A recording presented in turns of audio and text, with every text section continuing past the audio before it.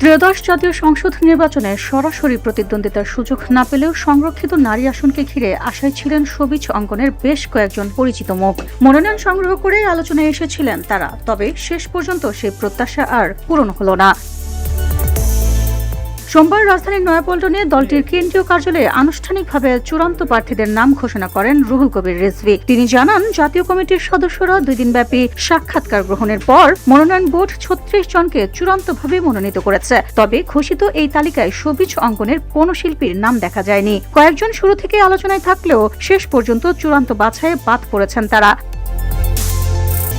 দলীয় সূত্রে জানা গেছে, এবার সংরক্ষিত নারী আসনে বিএনপি সহস্রাধিক মনোনয়ন ফর্ম বিতরণ করেছে, তবে জমা দিয়েছেন প্রায় 900 জন। এর আগে সংরক্ষিত নারী আসনের জন্য মনোনয়নপত্র সংগ্রহ করেছিলেন সঙ্গীত শিল্পী বেবি নাজনীন, রিজিয়া পারভিন, কনক চাপা, নৃত্যশিল্পী ফারহানা চৌধুরী বেবি, দিলরুবা খান, অভিনেত্রী রুকাইয়া জাহান চমক এবং মডেল মেঘনা আলম। শেষ পর্যন্ত মনোনয়ন না পাওয়ায় সবিজ অঙ্গনে মিশ্র প্রতিক্রিয়া দেখা গেছে।